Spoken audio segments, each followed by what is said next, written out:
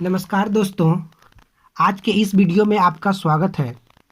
आज का वीडियो है, आज का क्लास है कक्षा 8 अध्याय 9 विज्ञेय व्यंजक। तो विज्ञेय व्यंजक को अगर हमको समझना होगा तो क्या करना होगा और उसमें से कौन कौन सा टर्म को समझना होगा, तब हम विज्ञेय व्यंजक को समझ सकते हैं। तो देखिए, अगर विज्ञेय व्यंजक को अगर हमको समझना होगा तो इसमें सबसे पहली बार आता है कि हमको चर समझना पड़ेगा। चर किसे कहते हैं? तो चर एक ऐसा मान होता है जिसका वैल्यू हमेशा बदलते रहता है, जैसे X, Y, Z, dot dot dot इत्यादि। तो यहाँ पर ये चर है कि देखा जाए तो एक्स का वैल्यू जब हम लोग कभी निकालते हैं तो एक्स बराबर कभी 1 निकलता है, कभी एक्स बराबर 0 निकलता है, कभी 8 निकलता है, कभी 9 निकलता है, डॉट डॉट डॉट चलते रहता है। तो यहाँ पर हम लोग क्या देखते हैं कि x का मान फिक्स नहीं है, वो बदल रहा है। ठीक उसी प्रकार अगर y का बात करें तो y का कंडीशन में भी सेम होगा, कभी 50 निकलेगा, कभी 100 निकलेगा, कभी 10 निकलेगा, कुछ भी तो निकल सकता है। तो इस तरह से देखिए, इसका वैल्यू फिक्स नहीं है, तो इसलिए क्या है, चर मान। ये चर मान का मान हमेशा बदलते रहता है, चर का मान हमेशा बदलते रहता है। उसके बाद एक और टॉपिक है, पॉइंट है ओचर। क्या है? ओचर। ओचर में क्या होता है, जैसे 1, 2, 3, 4 डॉट डॉट डॉट इन्फिनिटिव। यहाँ पर ये सब जो वैल्यू दिया हुआ है, ये सब वैल्यू ओचर है। ओचर कहने का मतलब है कि अगर आज हम लोग इसको 1 पढ़ रहे हैं और इसको 2 पढ़ रहे हैं, तो क्या लगता है कि कल पढ़ेंगे तो इसको 3 तो नहीं बोल सकते हैं। यहाँ पर 1 का वैल्यू फिक्स है और वो 1 है। अगर हमें स्कूल में भी पढ़ना होगा तो यही पढ़ना होगा, ट्यूशन में भी पढ़ना होगा तो इसको 1 ही बोलेंगे। इतना तक कि अगर मंगल ग्रह पे जा कर के भी पढ़ेंगे तो इसको 1 ही पढ़ना पड़ेगा। ठीक है, तो ये हो गया ओचर। तो ओचर का मतलब क्या है कि उसका मान बदलता नहीं है। चर में क्या होता है, उसका मान बदलते रहता है, ओचर में उसका मान नहीं बदलता है। ये दोनों के बाद एक आता है पद। तो देखिए, पद में क्या होता है, जब चर और ओचर को गुना करते हैं, ये चर और ओचर को जब गुना करते हैं तो इससे पद का निर्माण हो जाता है। मान के चलिए, हम लोग एक ओचर यहाँ पे 2 ले लिए और इसको गुना कर दिए x के साथ, तो ये कितना हो गया, 2x हो गया।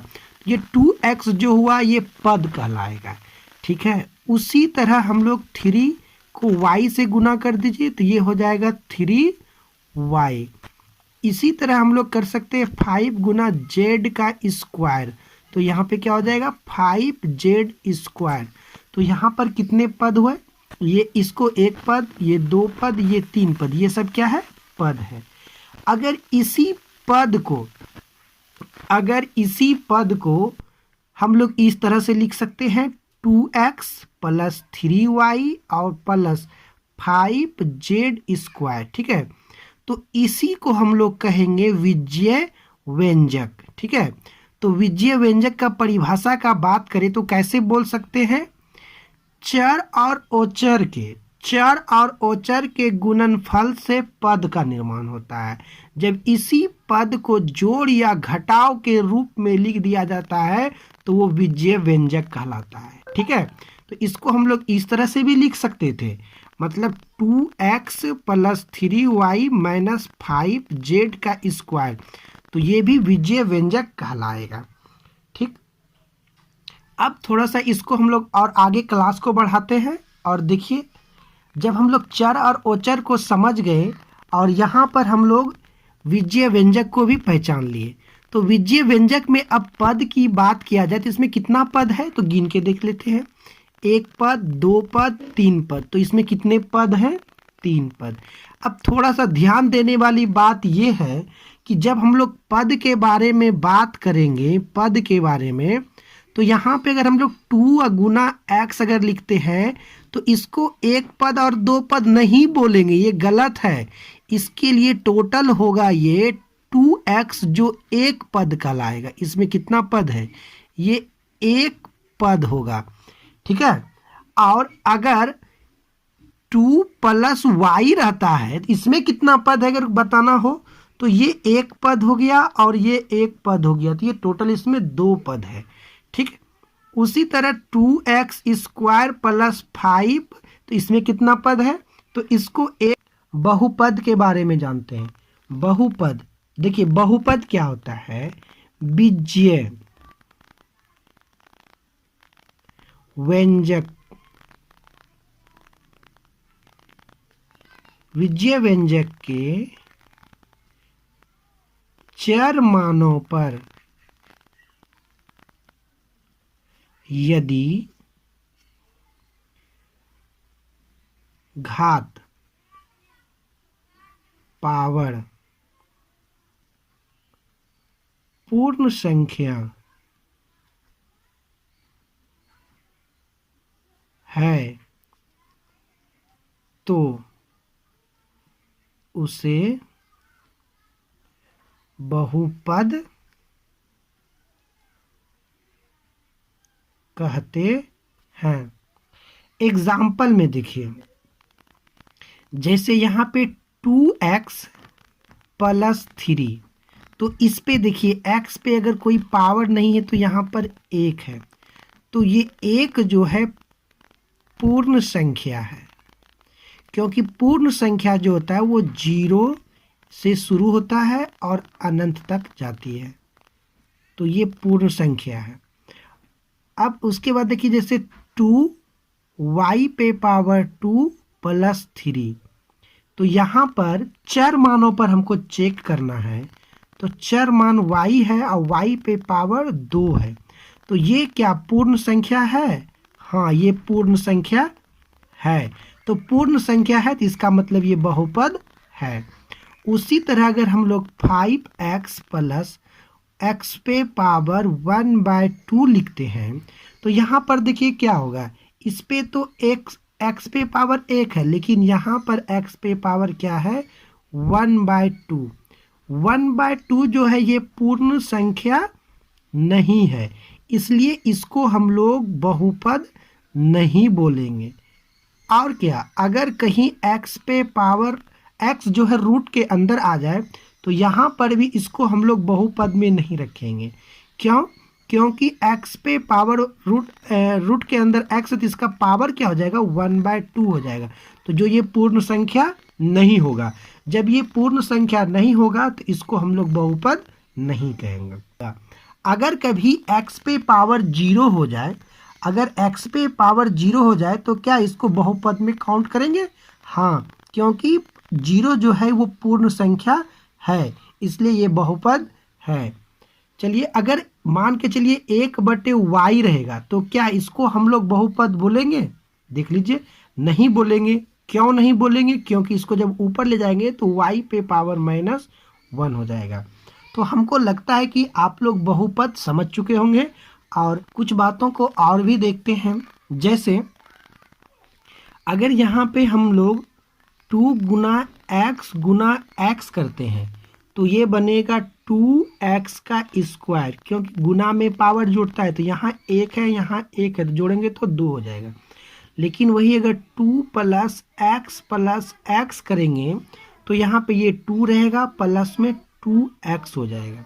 तो ये दोनों का अंतर समझिए, क्योंकि बच्चे कंफ्यूज हो जाते हैं। जब इसको a गुना a करने के लिए बोला जाए तो ये a स्क्वायर हो जाएगा, और इसी को अगर a प्लस a करने के लिए बोला जाए तो ये 2a हो जाएगा। तो कब पद जुट रहा है और कब पद पावर बन रहा है, तो उस पर ध्यान से देखिए। जैसे a और a को गुना किए तो ये क्या हो गया, a स्क्वायर हो गया, और a को जोड़े तो ये 2a हो गया। तो गुना करेंगे तो ये पावर के फॉर्म में जाएगा, और जब जोड़ेंगे या घटाएंगे तो वो पद के फॉर्म में आएगा।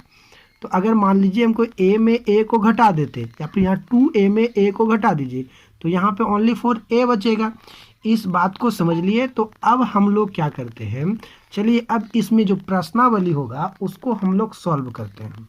चलिए देखते हैं प्रश्नावली 9.1 में पहला नंबर का क्वेश्चन है कि जोड़ें। तो जोड़ने में a नंबर b नंबर करके टोटल h नंबर तक क्वेश्चन दिया है, तो ये दोनों पदों को हम लोग को जोड़ना है। तो चलिए बारी बारी से इसे जोड़ करके देखते हैं। तो पहला नंबर क्वेश्चन देखिए क्या लिखा हुआ है, एक्स वाई कोमा 3x, तो इसको हमको जोड़ना है। तो बराबर का चिन्ह डालिए और इसको लिखिए एक्स वाई प्लस क्या हो जाएगा 3xy। अब ये दोनों को अगर जोड़ेंगे तो यहाँ पे 3xy है और यहाँ पे 1xy है, तो ये कितना हो जाएगा 4xy। तो ये हो गया इसका आंसर। अब उसी तरह बी नंबर में जो क्वेश्चन था देखिए, x² plus 3x coma 2x plus 9, तो इसको क्या लिखेंगे x² प्लस 3x और ये कोमा का बदले में प्लस डालिए, यहाँ 2x प्लस 9। अब समान पद को खोजिए जो समान पद है, तो ये तो x² वाला अकेला ही है और 9 वाला भी अकेला, तो ये दोनों समान पद है, तो ये x² हो जाएगा और ये दोनों को जोड़ दीजिए क्योंकि दोनों प्लस में है, तो 3 और 2 5, तो यहाँ पे कितना हो जाएगा 5x हो जाएगा और प्लस में 9 हो जाएगा। इसका ये आंसर हो जाएगा, ठीक है। उसके बाद यहाँ पे एक क्वेश्चन दिया है सी नंबर में, सी नंबर में है x² और यहाँ प्लस का चिन्ह हो जाएगा y²। इसको अब हम लोग कुछ नहीं कर सकते, तो इसका आंसर भी ये हो जाएगा। अब सी के बाद हम लोग देखते हैं डी नंबर में क्या क्वेश्चन है। तो डी नंबर का क्वेश्चन को पहले हम लोग लिख लेते हैं। डी नंबर में क्वेश्चन है 7x माइनस 8x, ठीक है, 7x माइनस 8x। तो इसको सॉल्व अगर करना है तो कैसे करेंगे, नहीं यहाँ पर कोमा भी दिया हुआ है, ठीक है, तो इसी को हम लोग को सॉल्व करना है। तो 7x प्लस, ठीक है, कोमा के बदले में प्लस और ये माइनस में 8x लिख दीजिए क्योंकि डबल चिन्ह एक साथ आ जाएगा ना, इसलिए।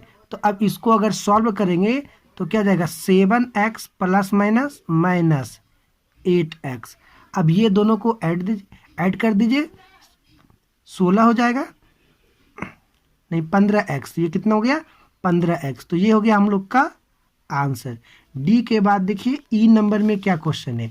ई नंबर में क्वेश्चन है कि 8a comma minus 2a coma 7a coma 2b, ठीक है। तो अब ये ई नंबर क्वेश्चन मिला लीजिए, ठीक है।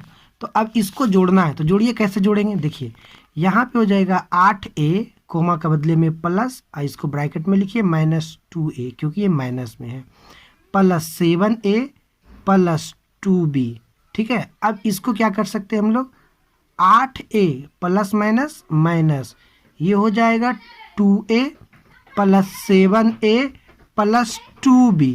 अब क्या कीजिए, इसको देखिए, ये सब a वाला कितना है 1 2 3 पद में है, तो सबको जोड़ दीजिए। तो पहले प्लस वाले को जोड़ दीजिए, 7 8 और 7, तो ये हो जाएगा 15a, इसमें घट जाएगा 2a plus 2b।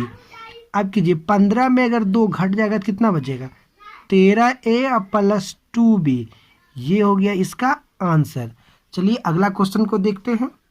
F number question में है 8x coma 2x comma minus 6x, तो इसको भी जोड़ना है। चलिए जोड़ के देखते हैं। 8x प्लस ब्रैकेट में लिखना होगा माइनस 2x प्लस माइनस में 6x। अब इस सबको ऐड करना है, तो किस तरह से करेंगे देखिए, तो ये पहले 8x हो जाएगा प्लस माइनस माइनस 2x और ये प्लस माइनस माइनस 6x। अब ये सबको जोड़ देना है, तो पहले माइनस लग जोड़ दीजिए, 6 और 2 कितना हो जाएगा 8, तो यहाँ 8x और ये माइनस में 8x, तो 8 प्लस में है 8 माइनस में, तो कहानी खत्म, ये हो गया 0। तो ये हम लोग का हो गया इसका आंसर। अब उसके बाद जी नंबर क्वेश्चन देखिए।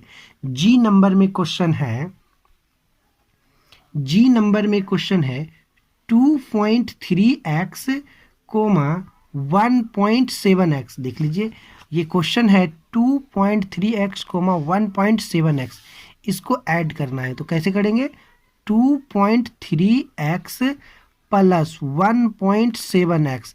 अब देखिए दोनों का पद सेम है, तो यहाँ पे एक बार ऐड कर लीजिए 2.3 और 1.7, 7 3 10 और 2 1 3 1 4, तो यहाँ पे हम लोग लिख सकते हैं 4x, यही हो जाएगा इसका आंसर।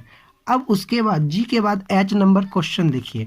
एच नंबर क्वेश्चन में है 2/3x plus 1/3x comma minus में x है, तो इसको सॉल्व करना है। तो देखिए कितना आसान है, 2/3x रहने दीजिए प्लस 1/3x, इसको भी प्लस कर दीजिए माइनस x। अब इसको ऐड कीजिए 2/3x लिख दिए प्लस 1/3x हो गया प्लस माइनस माइनस x हो जाएगा। ठीक है, अब इसको सॉल्व करते हैं।